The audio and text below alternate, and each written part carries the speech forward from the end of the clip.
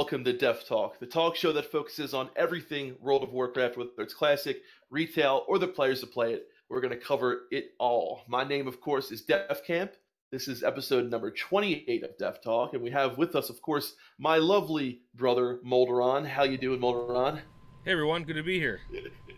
The moldy Melderon. And with us, our special guest today, Torx. How you doing, man? How you doing?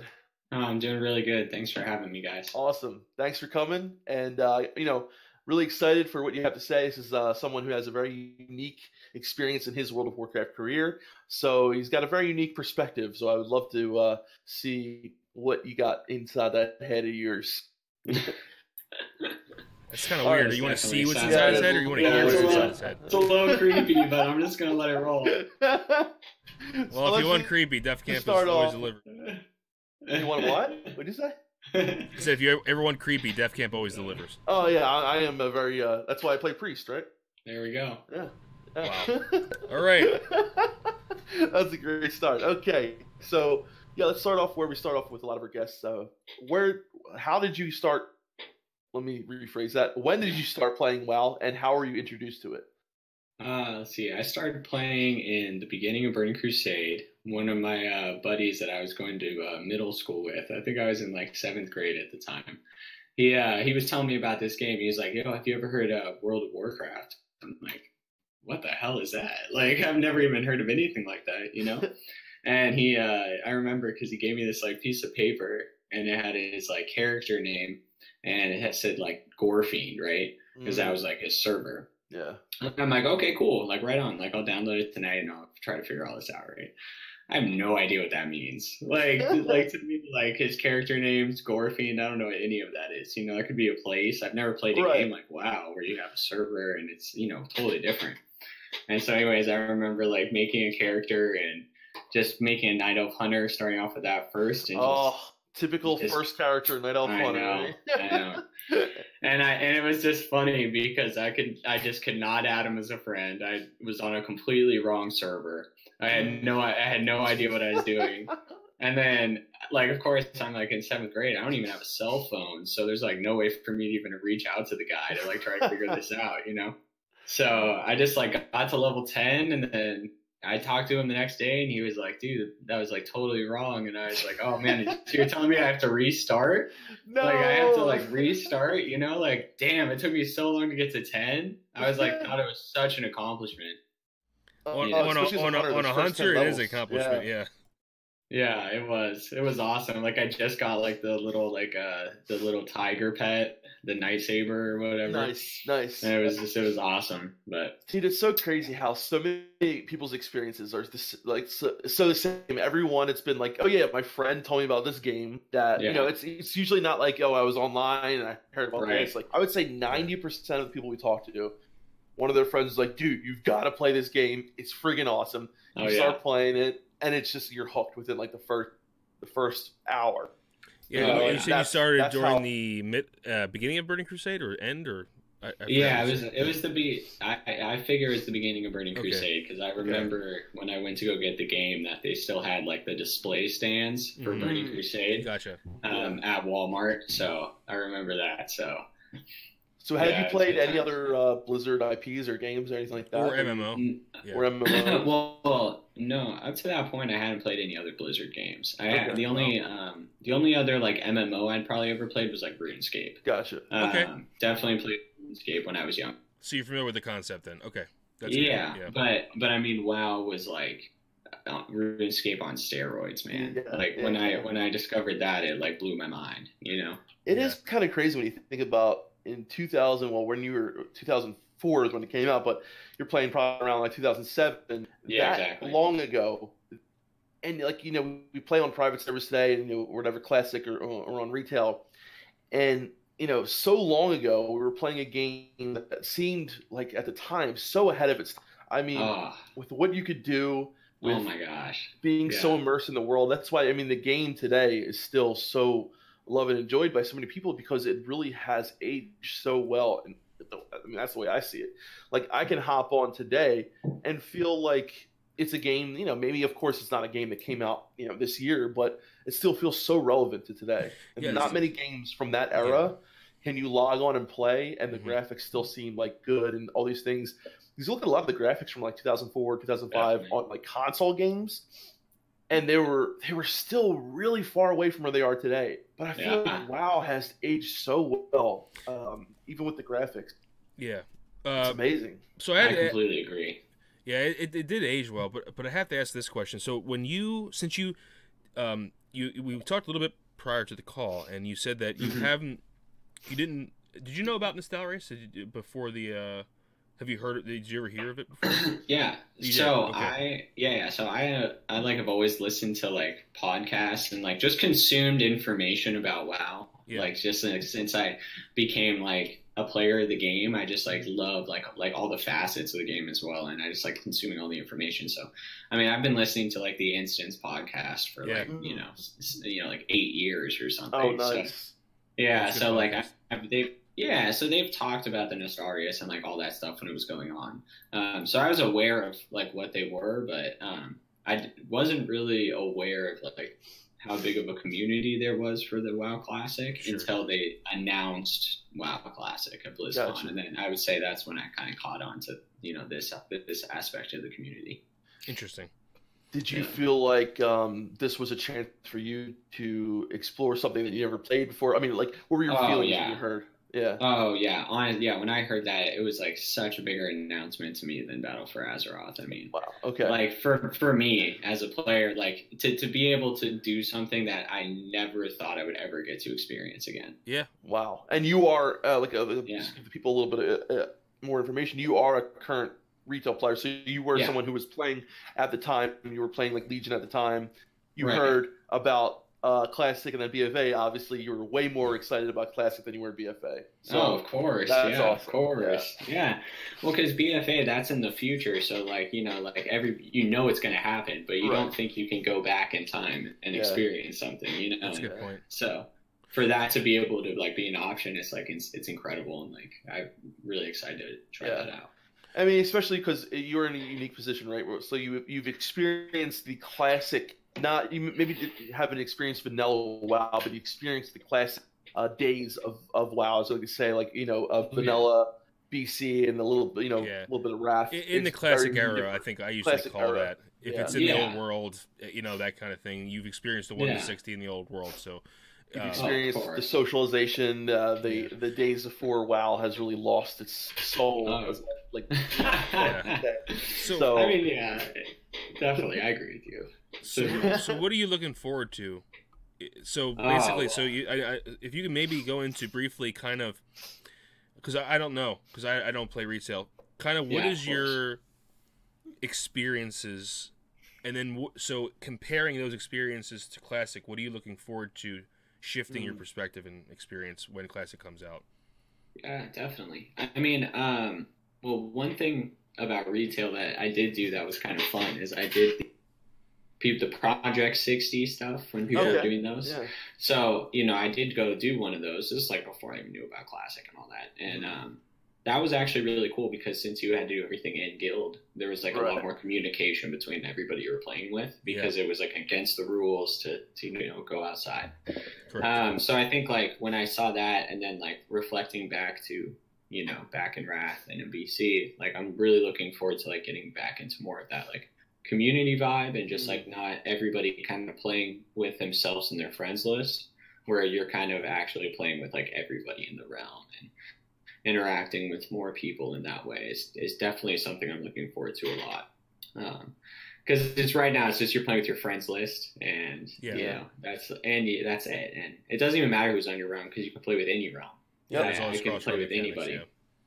And it's not even it's not even like really easier, right? Yeah, and it's like if I'm on Horde and I'm like, I don't wait 10 minutes for this BG queue, I can run to Dalaran and become Alliance and get a 1 minute queue. Like there's just like the game has become like so homogenized and like just like it's all like. Maybe you should explain that a little bit because a lot of people are probably really confused when you said become Alliance. Yeah, I didn't realize. I'm confused. So there's actually in the Dalaran sewers. Go ahead and explain it. Yeah. So basically, you can go one faction is underrepresented on the queues, right? And it's always Alliance. Horde is always has more people queuing than Alliance. You can go and fight for the Alliance essentially, and you can queue as Alliance, and then it'll just when you zone into the BG, it just automatically changes you from a Horde to an Alliance race. Oh. Yeah, it's kind of crazy. Is it a one-to-one thing? Like, does Orc always become Draenei, or is it? Yes. Always... Okay. Yeah. Okay. I forget what it is, but who it is for who. But you get their racial and everything, and it just like straight up swaps you. So I don't know. It's just like the immersion is gone. That's usually that is immersion breaking. ridiculous. Yeah. It's like I didn't even know it's that just like existed. weird. Yeah, Yeah. I know, it's crazy. I actually found it in game during Legion, and I had no idea about it. I literally just paid gold. You have to pay gold to do it or something like that, right? You have to like pay money, or I forget how you do it. It's like they even got rid of that, I think. Oh, really? Okay, yeah. So it was like now you just talk to them. Yeah, I don't know if it was the Downran, the Downran sewer currency or something like that you use, but yeah, and it's like you basically get hired for the Alliance, or that's the way they explain it. Oh, like you're a Horde player, and now the Alliance is going to hire you. How they explain it, you literally change shape. The lore behind it. Jesus. Yeah, don't even try. Yeah. The lore behind it is ridiculous. Like it's impossible. And it's really interesting because we see a pretty. I mean, there are queue issues in Classic as well. But we do see a pretty even distribution in races, though. At least like the server composition. So that's pretty good. Yeah. But I think Horde always does kind of have to wait longer. I think, even in Classic. Correct me if I'm wrong, Defcamp. Well, it's interesting because on a lot of servers on some servers there was a Horde, more Horde, and right now on Northdale it's like more Alliance, and it's really interesting because in Classic, right, you really get such a different experience from Horde versus Alliance. Obviously, if you're Alliance, you can only have Paladins. If you're Horde, you can only have Shamans, and the play style and how you interact with boss fights and things like that really changes a lot based on what faction you play. And I like to say that Alliance is a little bit easy mode compared to Horde. Some people say the same about the Horde, but I personally feel like the Alliance offers in PvE.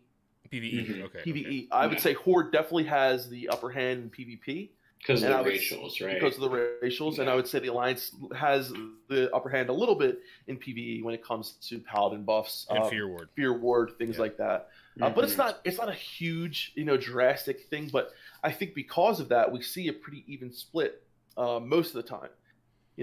I know plenty of people who dabble a little bit in both. I myself included, because I like to play Paladins, but a lot of the time, you pretty much see this natural split, and it's very interesting in how that happens because when I first started playing, I always felt like the Alliance had a little bit more draw than the Horde did, at least when I first started playing, because I was introduced to those classical like elves and things like that, and I was like, oh, I want to be that, Lord of the Rings, this kind of thing.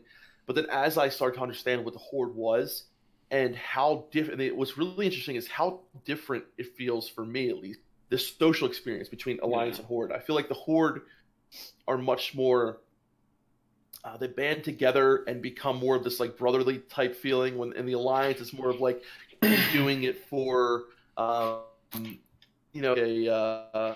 alliance of, just to like get through this one thing and to get through that. Not to say that you won't make lasting friendships and all that. Well, you do. It's just the way I feel when I group up with a bunch of Hordes compared to a bunch of Alliance guys. It just has a different feel.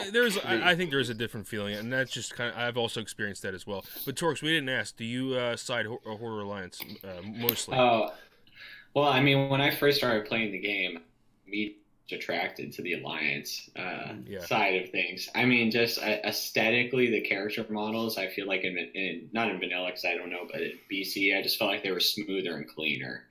I just felt like the models just looked cleaner. And that was something that kind of attracted, especially to Night Elf. I thought the Night Elves just had like such a great model, and I just like loved and I loved, honestly, I loved the fact that they front flip.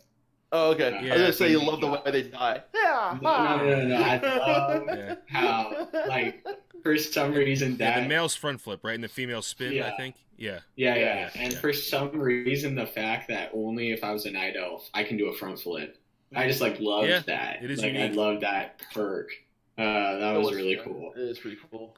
And then when the blood elf came in, and you get is it a backflip on the blood elf? I forget. They do a spin too, don't they? They do a spin. I think the male spin, or I forget. Yeah. And the male worgen backflips. That's what it is. The worgen. Okay. That's right. Yeah. So that's interesting. But yeah, but for classic, I'm undecided. Okay. I'm undecided right now. Yeah, level both. What classes do you tend to play? Well, right now in retail, I play shaman, and I have a rogue. But I'm usually a big priest player. Okay, hell yeah, dude. For a long time. So I'll probably go priest, but I am thinking about playing shaman just because I really want to play the two-handed enhancement. I would play both, honestly, if I were you. They are both amazing classes in vanilla. If you're planning on healing, they're both amazing. They both have distinct healing styles. My priest is by far one of my favorite classes in vanilla, even in BC as well. But I think they get even better in BC, honestly. But so would you say you're more of a healer type player? Or? Yeah, most of the time. But right now I'm playing enhancement on live, and that's really fun. I've been trying to play. You are in for I wouldn't say rude awakening, but you are in for a very, very different experience. Yeah. Oh, yeah. And that's what I'm looking forward to, though. Yeah. Awesome. Most definitely. Yeah. There's a lot of what's really crazy about vanilla, especially shaman. On pen and paper, you might look at it and say I'm just white hitting, right? Or you have one ability, storm strike, plus your enhancements, plus your shock, so your bars aren't as full. But when it comes down to it, there's so many little things that you can do to better your character, and there's so many ways of theory crafting. Like you can, from watching Melderon's Shaman's guides and the one we worked on recently, the Advanced Shaman guide. There are so many little things you can do to better your character and to take into consideration. When in retail, I feel like there's a cookie cutter way to do it. This is how you do it. These are things. This is your rotation. In vanilla, it's more in your hands. You kind of tailor your experience the way you want to, and that's one of the beautiful things. I agree with that. I think that there's and that's the talent tree as well. Back in vanilla allows that, and that's something too as well. Because in BC we still had that same talent tree for the most part. Same style. It's pretty much the same. Just a few added tiers at the bottom. Yeah, I really like that talent tree. So that's a lot different than I think what you said, the main thing you were looking forward to is the intra server community and socialization. I think that is. Would you say that's your most important aspect you're looking forward to, or there's I would say that and the longevity of the content. Gotcha. Okay. Yeah. Oh, right. For things still being relevant towards the end. Yeah. So and that's something that is really cool, and I think that's something that is easier to bring your friends into the game. When you can be like, hey, come check this out, and then you guys can go do the easiest, for lack of a better term, raid first. Yeah. But it's still valid. I could still get upgrades even though I've been playing forever, Yes. That's really cool.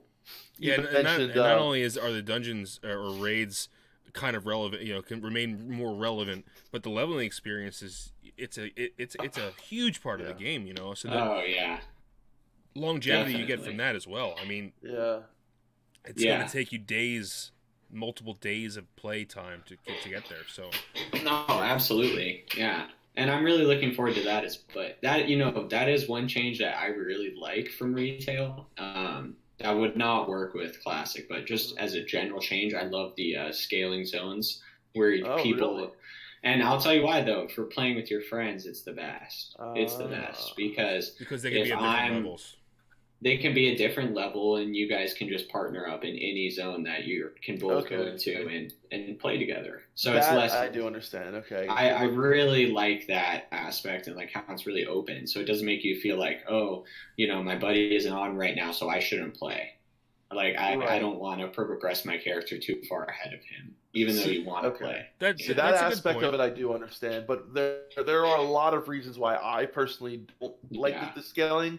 One reason is because I like to go into the zone and mobs are higher level than you. Okay, I need to group up with somebody. They're higher level. It can be more of a challenge. If they're lower level, I can tear them apart. I can do this. And then, if it's like really challenging or, if it's something that was really hard, you come back later and you destroy them again and you feel that sense of your character has grown so much. You had really struggled killing these guys once. You came back at a higher level now and you destroyed them, and you really get that sense of your character growing and becoming stronger, which it's kind of hard when you have that scaling. And I understand why they did it in retail, I guess. No, yeah. But for me, I think I really love the old style in that respect. And yeah, does that mean, like Melderon and we have characters that we only log on and play together. Yeah. You know what I mean? We make sure we do the same quest together. And then I have another character, another alt that I play, and then I have my main and things like that. So, and the great thing about vanilla, right, is like you said, the leveling experience is such a large part of the game. You can argue just as much as the end game, just as much as PvP. Definitely. You can really spend a lot of time in that leveling, mindset and feel that accomplishment that you feel in raiding in PvP. Your character getting stronger, you getting new gear, doing a dungeon with your friends, those kind of things. And vanilla is like the heart, like is the homeland for that for me. Yeah. So in your email, you actually wrote that friendships. You made these lasting friendships. Was that in the TBC that you made these friendships? Well, yeah, definitely. I mean, I still play WoW today and Blizzard games with people that I met playing WoW in BC. So then I have to ask. Just randomly met them in a dungeon. That's awesome. That's awesome. Yeah. But I have to ask then, do you feel like, since you've made these lasting friendships the last 10 years, and you said you met, we'll get to your BlizzCon story, but so do you feel like it was much easier and organic to make these friendships back then versus now? Oh yeah, most definitely. I mean, the best way for me to describe it would be it wasn't weird back then. You didn't feel uncomfortable to ask somebody for help, or it didn't feel uncomfortable to tell somebody like, I don't know what I'm doing right now. Like I have no idea what's going on, But I feel like now with where the game is at today, and it doesn't really have anything as much to do with the progression of the game, but just the longevity of the game. It's like after something's been around for 15 years, it's like if you don't know what's going on, it's like, what are you doing? Yeah. So it's like you don't want to ask questions like, how do I do this? Or is something that might seem noobish to you, you'd be less likely to ask because you don't want to get trolled or you don't want to get flamed. And not only that, a basic question. But like I feel like the game right now is in such a place where like you're so handheld with everything and everything's so obvious, and if you ask someone for something, it's like, oh, what are you, an idiot? Like, the game has not, like back in the day, you can get a quest. You have to read the quest to find where something is. If you don't have any add-ons, you're asking people, okay, where is this person? Where is this? And people will group up and show you this or that. Nowadays you do it and you're getting trolled and you're an idiot, or, oh, dude, like, what is this? And what is... It really does. Sucks. It does, because everyone expects that you should know this because the game has become so... not in a sense easy, but it's like everything's handheld now. Blizzard makes sure you'll know what you're doing. It's not as challenging as it once was, it's like you said, you get that, and it makes you not want to engage with people. Right. And I mean, that's definitely. I used to have Thoughtbot open like 24/7 on my computer. Like I had quest like the quest text. Even if you read them, they were so wrong. Like some of them would be like, southeast, and it's like more. And it's like it makes no sense, And especially if it's like one of those quests, you have to kill X of these mobs or pick up something. They'll direct you in a direction where the least amount of those mobs are. And then to the north, there's like 100 of them. And like, why would they tell you to go south if there's 100 of them to the north? But so that's exactly it happens a lot. But that's interesting. So now this is just a. Don't take offense. Please don't take offense. No, do you think that you are ready for? How can I put this? Do you think you're ready for how different the game really will be compared to what you've experienced recently? Do you think you're ready for? Let's pretend there's no questy, right? Are you prepared to start reading quest text? And do you think there's a part of you that's going to be like, I want this, and then you're going to play it and not want it. The reason I'm asking that is because I just want to, because I think some people think that, wow, I'm about to say you think you do, but you don't. But I think some people in the forums, like on Reddit and stuff like that. How you word and this is a fear of mine. This isn't something that I want to happen. This is something that I want to happen. The grass is greener on the other side. Correct. Do you think that's something that you may experience, or? I mean, who knows? Maybe. I don't think so, though. I don't think so. I mean, you know, when I want that big change, though. Like I think I've been playing the game for so long now, and it's been one way for so long. I'm just excited for something to shake it up and just have a new thing to do. And also, I'm just like really excited to be able to, like, I mean, all my buddies that I play with are going to play, you know. Yeah, that's true. And it's going to be fun. Yeah. It's going to be fun to start from scratch. It's going to be fun to not have any characters or any gold or anything, and just start from the beginning. I will say, I hadn't played vanilla in a long time, and when I first got back on the private servers, I will say at the first couple days, it did take me a little bit to get used to, like, okay, shift click to loot, you can't summon at summoning stones, and I'm like, and part of me is like, because I was playing Legion at the time, right? And I'm like, so I'm like scoffing, but I'm like, wait a minute, this is the charm of vanilla. Like I was thinking about it yesterday. I was watching a car show about a Lamborghini Countach, right? And this car is a ridiculous car, right? It has like no rear mirror. You have to like get out of the car to reverse. It has all these little silly quirks, but that's what makes it amazing, and that's what makes it beautiful, and that's what makes it such an amazing piece of art. And that's kind of what Classic is in a lot of ways. Like, it might not be 100% perfect. There might be these things that don't make sense, but that's the beauty of it, because when it comes down to the experience and what you get from it, the experience, the meeting these people, having this amazing moment that you will never forget, that's what it delivers. And that's what retail can't deliver, because it hands everything to you on a silver platter. Here you go, take it. When in vanilla, you have to get it yourself. You have to strive for it. Yeah, you got to learn too. I think there's a steep learning curve for a new player. Absolutely, there is. I think there really is. Absolutely, steeper than retail. That's the fun, and it's a lot like Dark Souls in a way, where you could sit there and play and be the defensive player who just goes with the sword and board and sits there and like doesn't really have fun with it, or you could be the player who goes in with a giant two-hander dodging attacks, kind of like taking it at its horns and saying, "This is what you have to offer." I see that. Let me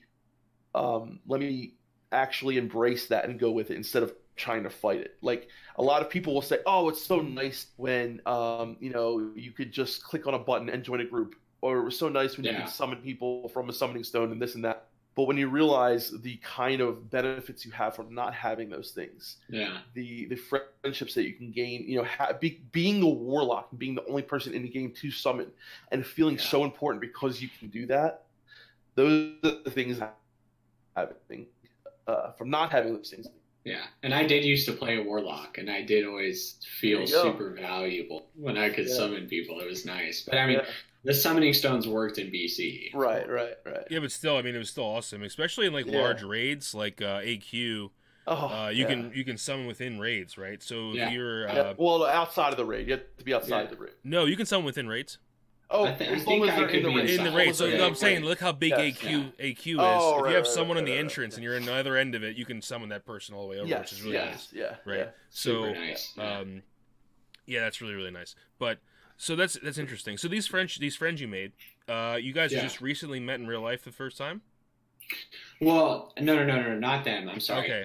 Maybe I was a little bit late. But at the same time as I, played with them, it was also me and all my buddies I went to high school with. I see. So so one of my buddies from high school, actually, I live in LA now. He flew down to Los Angeles, and we went to Blizzcon together for the first time. How was that? I've never been. How was that? Oh, dude, it was sick. I mean, it was quite the year to be there, with all this drama as well. Yeah. But obviously, I would have loved to be at the previous one where they announced the expansion and, Classic WoW and all that. But, I mean, BlizzCon is such an awesome place, man. Everybody there is just so friendly and, like, just so cool. And we ended up spending so much time in, like, the Dark Moon Fair. Like, dude, that's awesome. Yeah, like buying pins and patches and like trading with like everybody that was there, and like I remember like I got a box of like the Lucio cereal, and I like ended up I like traded the cereal for like some pins and stuff. It's just like this weird like alternate reality, man. Blizzcon is just an awesome place. I'm definitely gonna try to make it out again next year for sure. Definitely. Whenever we're surrounded by people that are like-minded and share the same. It's awesome. Yeah, it's awesome. I think we're gonna make it a point to give it a shot too this year. I mean, I couldn't recommend it more. Honestly, it was really, really awesome. Yeah, the crappy thing about last BlizzCon was I was defending my PhD thesis that same week. And we really wanted to go, but there's like I couldn't. Obviously, there's no way. But we got the virtual tickets and played the demo, but even that was hard because we were in Kansas at the time, and but you know I wasn't gonna miss that. Absolutely. Yeah, we played it on the floor. We played the demo. Oh, nice. That was awesome for sure. So did you get to meet? Did you get to meet anybody? You know, so the friends that you came with. Other than that, did you get to meet anybody that you wanted to meet that were either like like YouTube people or people from Blizzard or anything like that? I'm just trying to think. I actually don't think so. I thought I would. I thought I would just like run into somebody. Yeah. No, but it never actually worked out that way. So we didn't actually meet anybody that like I would have liked to. But I'm sure we could have like gone more out of our way to make sure it happened. But we were kind of just we were so just overwhelmed with like everything to do and like trying to see as much as possible. It's like we were just not really focused on like any specifics. Gotcha. Yeah. Like it was both of our first times, and we wanted to go since like 2007. So as you could imagine, like there was like a lot that we were excited to check out. So what did you think of the demo when you played it? Like did all this nostalgia flood back, or was it? Oh yeah, most definitely. Yeah, most definitely. I mean, I loved it. Just like the leveling up animation, talent trees. Like I mean, just so much of it. The dueling was so funny. Because, like me and my buddy, we both log in and we just immediately duel each other, Yeah. And I was playing Priest, and I forget. I think I smited him like 4 times, right? And I'm just ooh. Yeah. I was like totally ooh. Yeah, you're like, oh wow, I don't have a limited mana. I was like, oh damn, I don't have my wand on my bar. And I was like, it was just funny. It was just funny. And we always say like, leveling was the big, when there was no such expansion where leveling was such a huge part. But you have to remember, this is the only expansion that Arena didn't exist. So dueling is the only arena, right? So that's why dueling. You don't really think about that when we talk about classic WoW a lot, but dueling is so integral to the game and such a huge aspect it really of it. Is. World PvP as well, and that's World PvP, too. And because the flying mounts, exactly. Oh, I can't wait! I cannot wait. Yeah, me and my buddies right now, we'll stealth into the Horde City. And we'll gang some people in there. I've done that plenty of times. But it's not the same. But we do like that. That's good stuff. Yeah, Defcamp and I we had to clear out Terran Mill a couple nights ago. Of Alliance scum. It's so much fun, and we. But one of the best things that I love about Vanilla, and when I did with my guild and private servers, they would have some lower level warlocks that would go, and I have a video, and I showed to Melderon. It's really cool. We'd go underneath Stormwind, where you're in this crypt, and they would summon our whole raid, and we would go and kill what's his name? I just forget his name. Bolvar. And we would kill him, and now the Alliance can't turn in their Ani head, so they can't get the buff. And we would do it like every other day, so that Bolvar was like pretty much always dead. And I mean, like, and right there they knew, this guild, these guys are assholes. They kill Bolvar every friggin' day or every other day, and like we would become so bane of the Alliance. And then we got into this huge battle inside Blackrock Mountain. And where they were waiting for us, they were actually waiting for us to go to our raid. And instead of going the Kargath way, we came the other way and surprised them from the back and totally obliterated them. And like little things like that, like they do not happen on retail anymore. A raid having to go to Molten Core to group up there. And the thing is, we have to realize is that right click reporting could ruin that, man. Could ruin that. I know. And I don't know, man. I hope that shit doesn't. Oh man, I hope it doesn't It ruined especially stuff like that. Especially that like it's going to a lot of it's going to be automated because we already know that they're not going to want to invest a lot of. I don't think they're going to have a lot of GMs invested in this game because just for the customer exactly. service. And I mean that's why they're doing the loot trading thing, right? So they don't actually have to have GMs go in there and say, "Oh, this person was supposed to get this gear. Let's give it to him." That's why they're implementing loot trading thing out of laziness. I personally think they should let the community police itself in every aspect. I really do. Now, the loot trading though, that you still have. It's I but so you still roll for the piece, correct? And then if you win the roll, then you can trade it. Correct, still. but here's the issue. So pretend like you're going in to get some. I know your best buddy comes with you and rolls neat as well. That's the problem. And I totally get that. And that's going to happen. That's going to be exploited. It's going to be exploited to the max. Yeah. And I think you know what I think it'll do though. I mean, I think in a way the community will like correct itself appropriately. So like when you see people trying to join your group, it's me and my buddy, people are going to be like suspicious of that entry. They're going to be like, are you going to also be rolling on his gear? Like I feel like those questions will just be more. But on the flip side, what if you're joining a group that already has 4 people and you don't know that they're friends, you know? Yeah. So it's going to be hard to police that, I think. But that is why the community in vanilla has to police itself, right? Because if we go in a group, say it's Melderon and I, and we join 3 people, and I'm like, dude, I really need this item. Can you need on it as well? And he needs on it, he gets it. And like I would be like, if I was the leader of that group, I'd be like, okay, if you're gonna need on this, I'm gonna watch you equip it, right? Because that's what we do in like the guild. Like if we got someone an upgrade and it was a BOE, I'm gonna sit there and watch you equip it, right? If you equip it, can you still trade it after you equipped it? No, right? If it becomes sold out, right?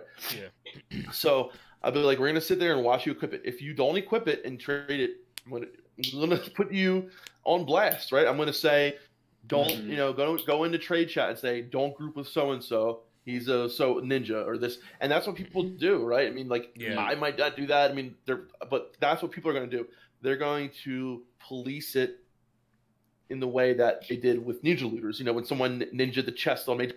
You know, everyone said this guy's a dick. He ninja, and you were known on your server as being the guy who ninja the major demo who killed after that. You know what I mean? You know, and maybe that will happen, but it's going to be happening so often that I think it's going to be hard to police. That's the problem because so many people are going to be doing it. It's going to be so tempting to say, "Oh, it's me and Melderon, dude.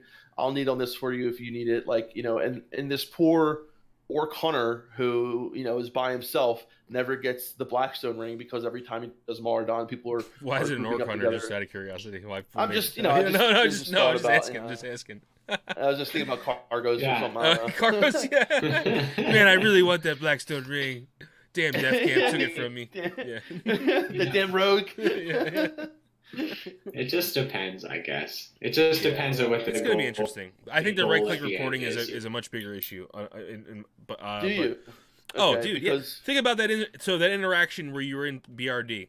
Imagine if like everyone just reported everyone in your guild and got them like insta-banned or something. Well, they tried to. That would be they actually tried to. With they the, did with the GMs on that server. On some server that we're not. Yeah. See, I don't feel like somebody deserves to be banned from the game for stealing an item. Well, one time. Well, what I mean is like so not permanently banned. Like it's like a 1-day ban or some crap like that. That's the way it is now, or a 12-hour ban or something. Yeah. So that's I don't think they deserve that either. What they do deserve is no. That's not what I'm saying. Here's is what they deserve. No. What I'm saying is the way it is implemented now. The tool they did this. They actually they went into they raided to a raided battleground, right? And everyone on Team 1 said, everyone click on this guy and report him. Just see what happens. Oh. And the guy dropped out of the RBG. That's what I'm talking about. Wow. That's what you can do right now in retail. Now imagine clicking on people without any reason. None. Yes. That's the problem. That's what you can do right now. So say Asmongold's playing, or like someone that's a notable streamer, and people want to grief him. And like, let's pretend like 100 people report him. The system will automatically knock him out of the game. That's the way it is now, apparently. That's bad system. Regarding videos I've watched talking about this topic. So So anyway, that's why I think right click reporting is a huge that's what problem. you know, at least that's what you've heard, right? Well, no, it's been substantiated. This has happened. Okay. There's videos of it happening, like video showing that it's happening. You know what I mean? Right. This isn't someone talking about it. This is a video of watch this, and then the guy drops out of the RPG. Wow. Yeah. So. Yeah, I really would not like right click reporting, and you know, but you know, I mean, yeah. I feel like if they get a 90%, I'm pretty happy with that. No, I agree. We need to be, you know, we're being extremely critical at the moment, but there's a few things I think could ruin the game, and I think right-click reporting may have dire implications. So that's why I think as long as they cut back on what the criteria are for it and how it works and how the system regards right-click reporting, I think it could be okay. Yeah. But, you know, I think we have to kind of... But the thing is, remember, vanilla didn't have it, and it worked fine. Private servers don't have it, and it works fine. So I don't think we need it as a community. That's the thing. They can save the cheapest way. The cheapest way to deal with this is just not do anything. Yeah. Right. You don't need customer service personnel if there is no issue. If there is no reason to have right-click reporting. So that's the thing I'm trying to understand. Like, I don't think we need policing. I totally believe in like. I mean, there are some things, of course, if someone's harassing someone, you know, that's different. If someone's you know, racial slurs towards someone. Yeah, that's okay. That's a different story. For the regular guy who's just, you know, camping someone or, you know, doing something like that, and they right click report him for that or something like that. You know, that those are the type of things that should be policed within the game, within the community. You know, this asshole's camping us. Let's get our guild together and camp him. That kind of thing. That's the way it should be taken care of. Yeah. You are gonna get camped. Exactly. Correct. That is it's gonna happen. The community policing itself. Yeah. It's gonna happen, and trust me, you would just be doing yourself a dishonor to not play on the PvP server. Like it's just worth it, you know. It is for some people don't like it, and you know that's what I understand not liking to be ganked while you're leveling. I get that. I do get it. But I do, and this is my opinion, and a lot of people may disagree with this, but I think you're missing a really big part of the game by not playing on a PvP server. That's just me. I feel the same way. I think that's just such a major part of the game. It is. You're just cutting yourself off from an entire part of the game by not doing it. Yeah, I agree. You're not even making an option. So, you know? I like the transition because I feel like we're just maybe being a little negative on Blizzard at the moment, but like which maybe they are warranted or not warranted. But I think what advice can we give? I think this is a great question you asked. What advice can we give as people who play vanilla, even on private servers? What advice can we give to people who are coming from never experiencing it? From retail. So, Defcamp, what do you think? What's your number one? If you want to give advice to someone and someone's saying, pretend someone comes up to you and says, Defcamp, I never played Classic World of Warcraft. What kind of advice can you give me? Okay, I would say number one would be patience. Right, is to have patience. You're going to come in there expecting. You're going to have expectations, right? You're going to think that either this is what this is that, and also I would say, do what you want to do. In vanilla, you have the very unique position where if you want to play, just because everyone says elemental shamans or shit, whatever, blah blah blah. Yeah. Like, if you feel connected to playing Elemental or feel connected to playing a Boomkin, do what you love, because this game in vanilla is so much about that immersion and feeling connected to your character. So my advice would be follow your heart, do what you want to do, experience the game as if this was the first time you've ever played it, whatever.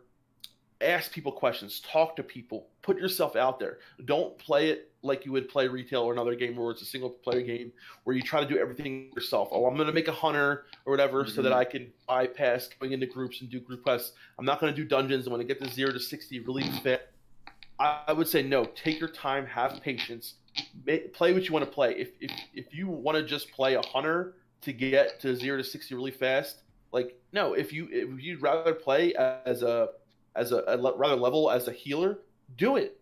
Absolutely do it. Do what you want to do and enjoy the experience. Take every moment. We realize it's going to take you substantially longer to level. Exactly. But you can exactly. Do it. It's going to take you longer to level, but you're going to feel you're going to have these amazing experiences that you wouldn't have otherwise. And embrace it for what it is. It's a massively player MMO, right? multi massive multiplayer online. Massive multiplayer, yeah, online. So what I'm trying to say is it's a lot different if you've never played it from considered to retail, right? You're going to want to put yourself out there and join groups and talk and trade and whisper people and ask them things and embrace that. That would be my biggest advice. Yeah.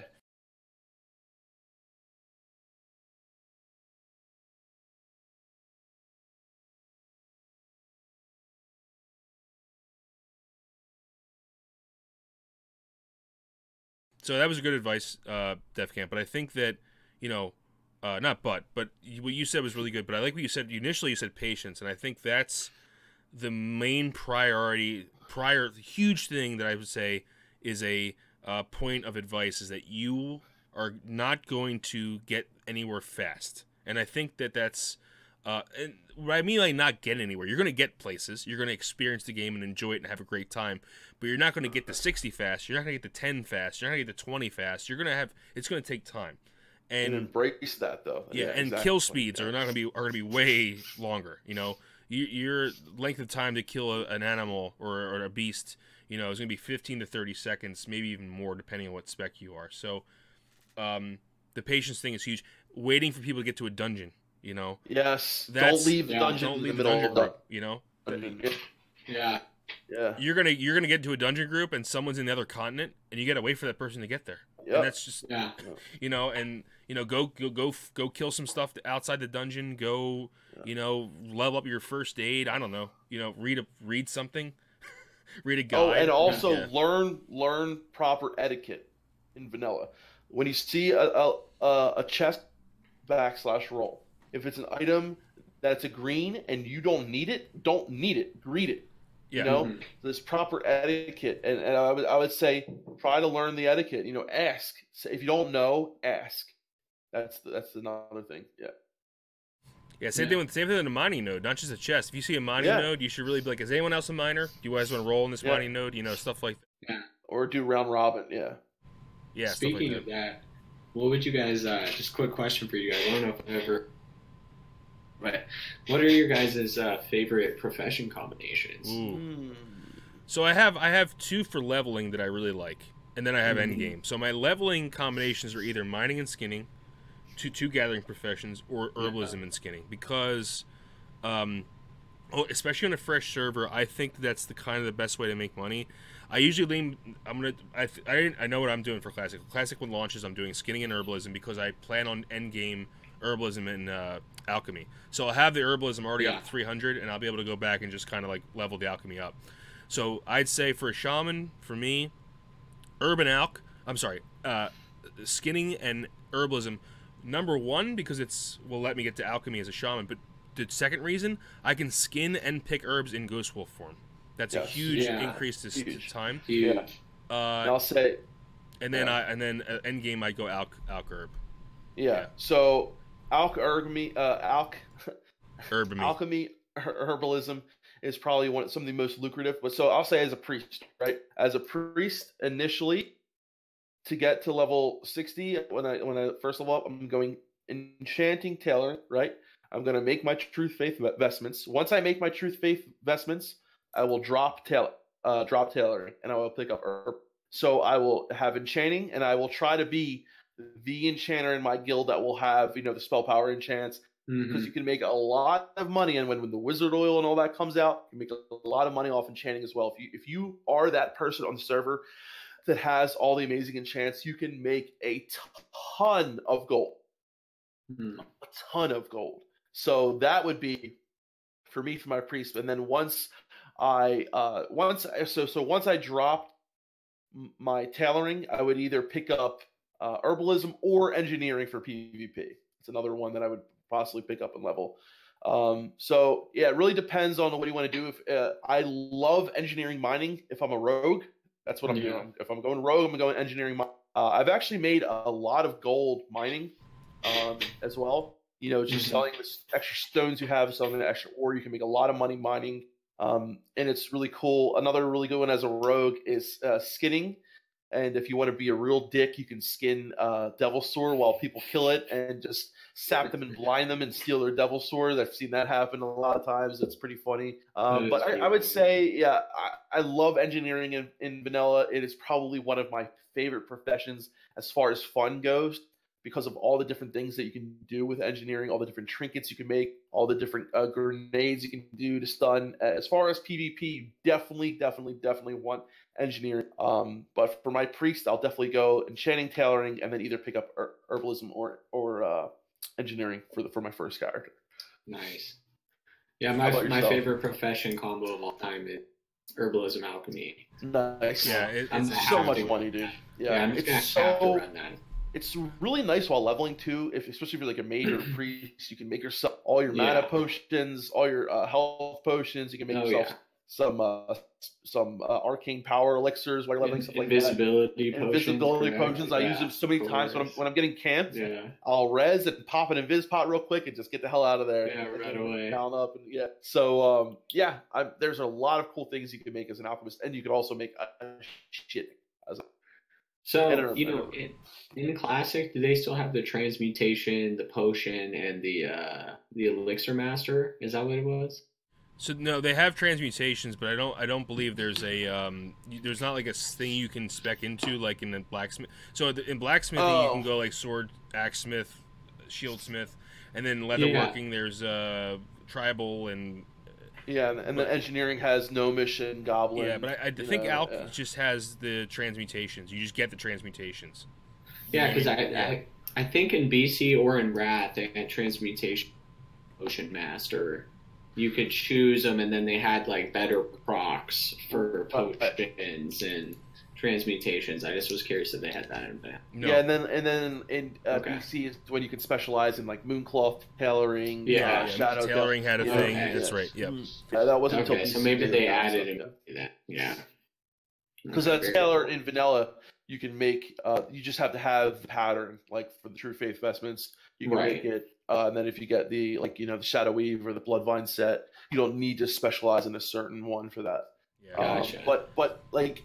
A lot of people, I feel like a lot of people who don't really understand when they're coming into Classic how beneficial engineering is in PvP. So in PvP, right, there's a lot people, and that's the other thing. People don't realize just how in depth vanilla PvP is.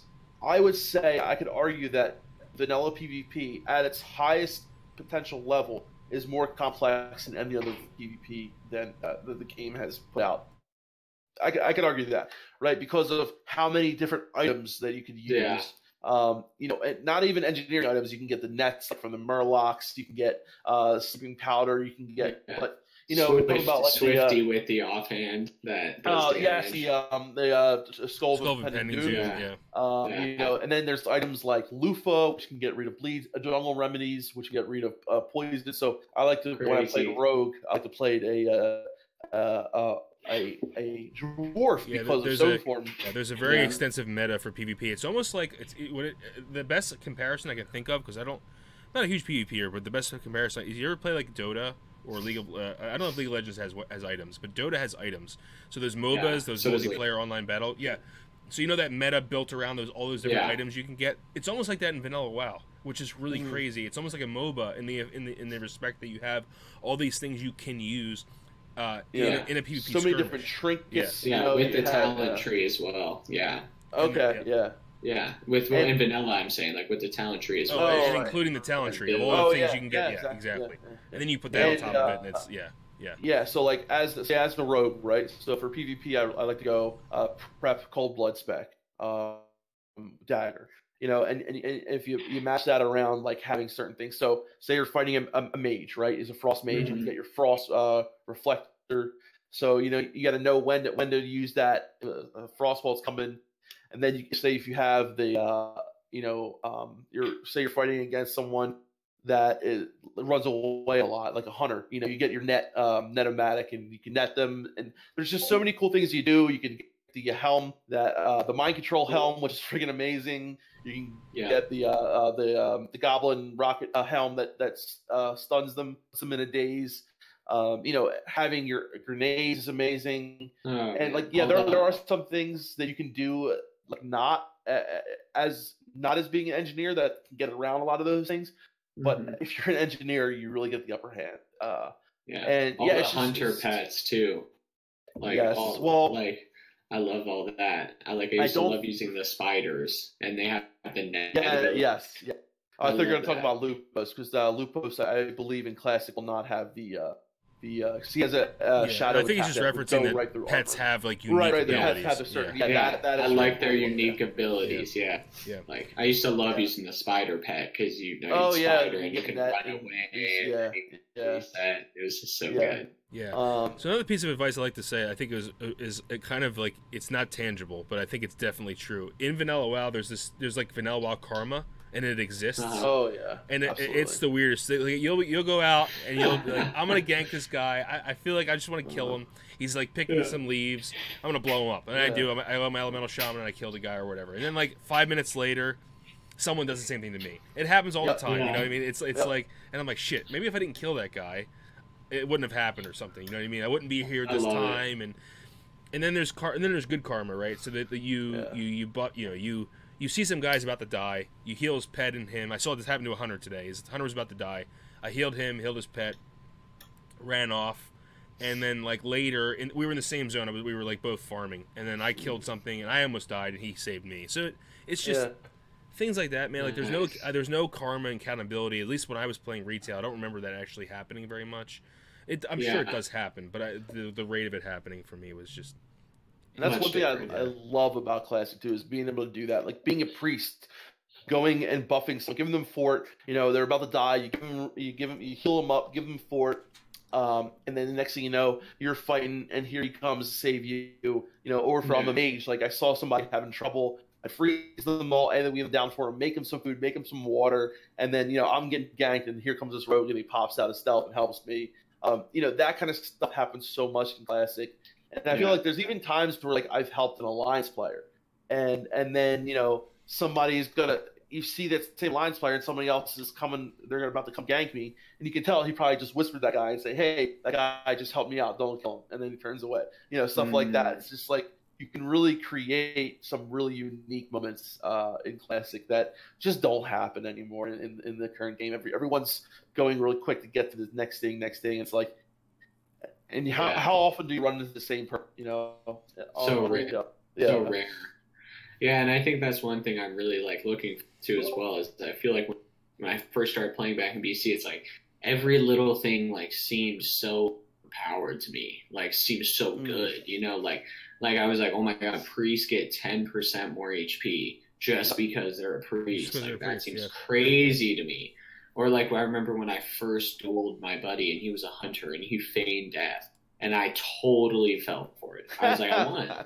I was like, he died, like he got me with it. And it's just like that aspect of the game is like, it was so fun, and I just felt like everything was so powerful and everything was good for its own reason. Yeah, and the upgrades, like in like the first blue item, the first green item, the first gray shoulder pads, the first gray headpiece, the first all these little things that just make you just feel so happy to be playing and But so we're at near an hour. I do want to transition though, because I want to talk about one more point you brought up, and I thought it was interesting because I think there's a lot of talk about where we go.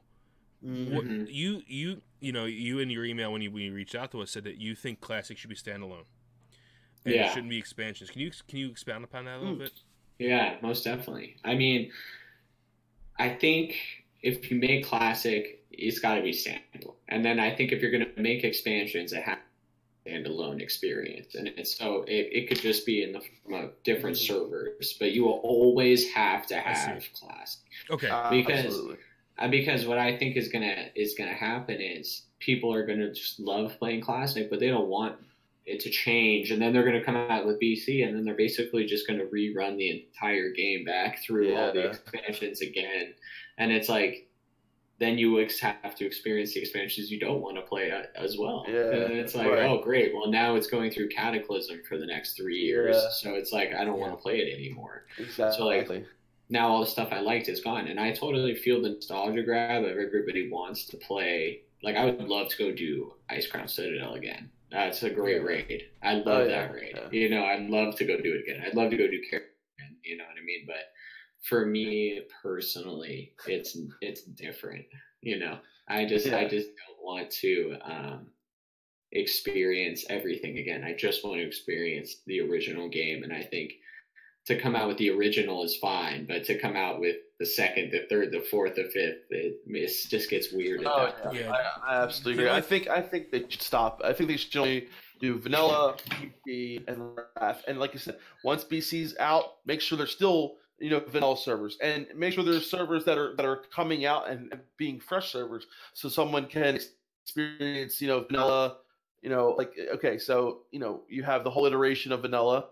Once Nax and all that comes out, have that server continue going where people can still play on it, but then also offer new servers that start over again so people can experience it again from the beginning. There's a problem here. And this is the issue. What's that I think money, right? So right. The issue is that I don't know if we'll be able to get that, and that's what I'm thinking right now.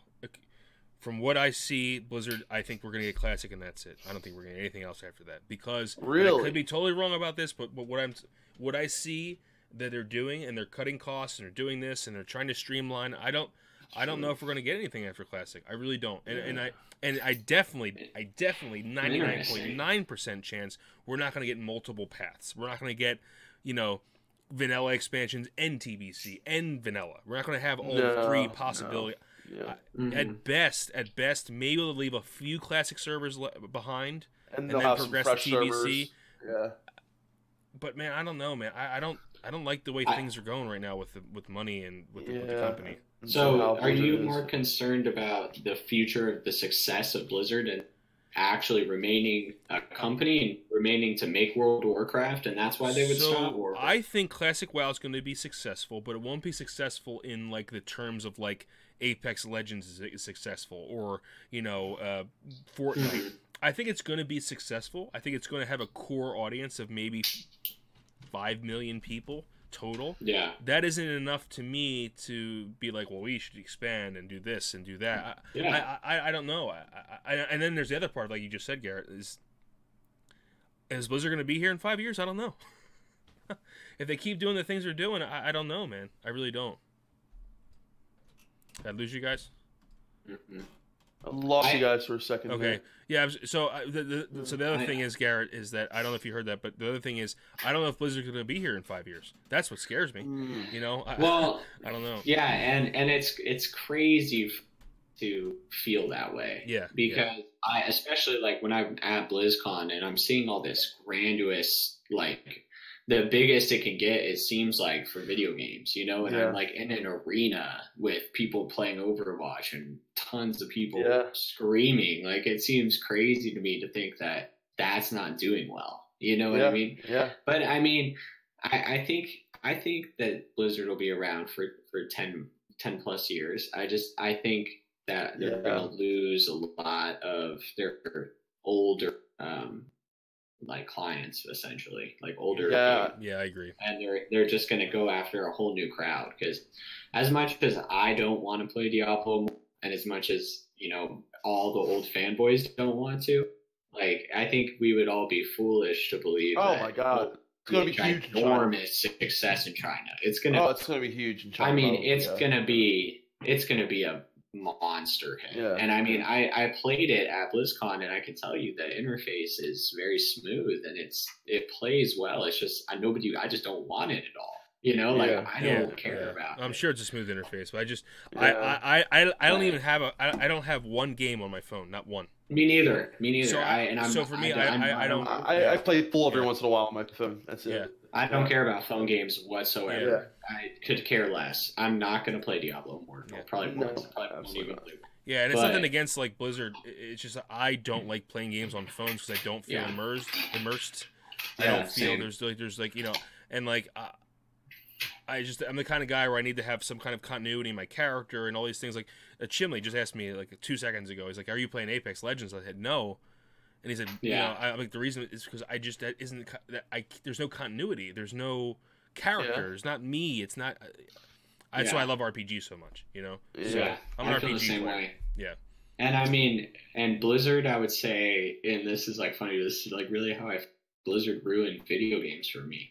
Like I know, 100%, 100%. Yeah, like in the yeah. way that like, dude, I just like I can't like another game as much as I like their games. Only like, games that have come close have been The Witcher and like the Dark Souls series. Skyrim, yeah. Skyrim's a great game, but now like, if it's not like a 9 out of 10, I won't even bother. I've turned into such a video game snob. It's ridiculous. Oh my god, me too. Oh, it's like I don't even like everybody's telling me about Apex and stuff too. I'm just like, what's the point? Like I don't even like why even download it? Like just log on the classic and have an amazing time. Like, it's not gonna be as good. It's not gonna be as good. Like they've ruined video games for me. And so I think that's what makes me so sad. It's like if they go out of business, like I'd like truly feel like who is gonna make video games that I'm gonna want to play.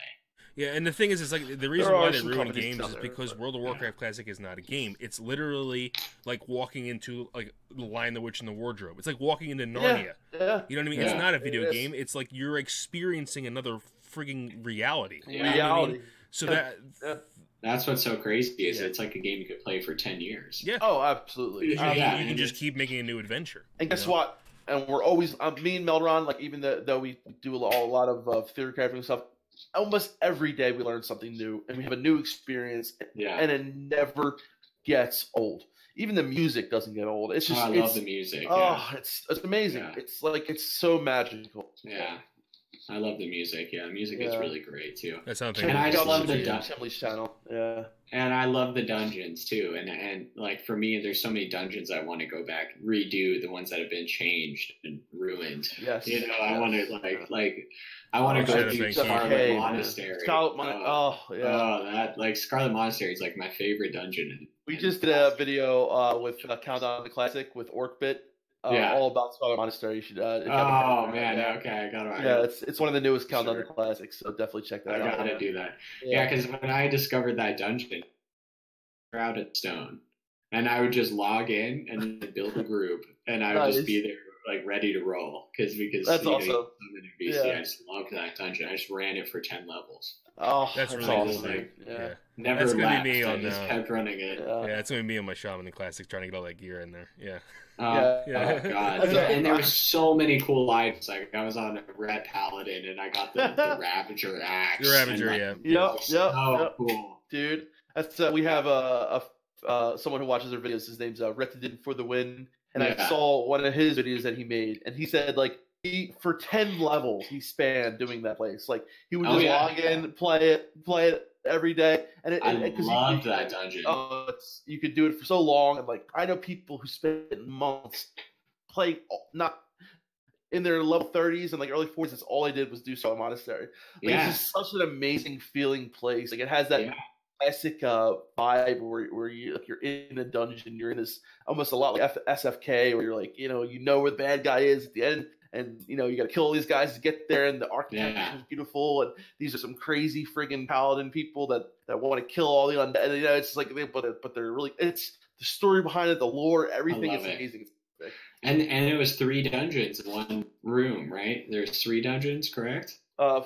4? Is it 4? Graveyard. Wow. Graveyard is, God. It's Graveyard, Armory, Library, Cathedral.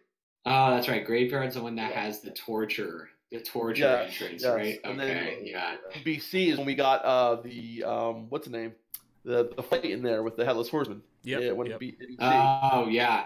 I remember going in there in BC and doing time, and my buddy got the mount, and it was like crazy. It was crazy. Yeah, stuff like that too. That's I had gotten before the Headless Horseman mount came out. The only one that looked like that was the Fiery Warhorse from Matuman, and I had gotten that. I said this story 1,000 times. It was my first time ever running Karazhan, and I rolled 100 on that map. This is meant to be. I know. So lucky. Yeah. It's so perfect. Well, I love that too. Some people just have better luck. Like some of my friends are so I used it all though. All my luck is gone now. It's gone. Yeah. So. Yeah.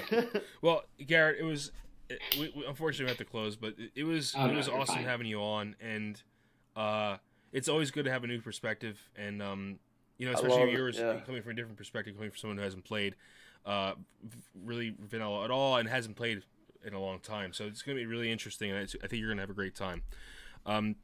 So, Garrett contacted us on melderon.gaming@gmail.com to be on DefTalk. We're a little behind on our schedule, but if you want to be on DefTalk, you can email us and be on. You don't have to be anything special.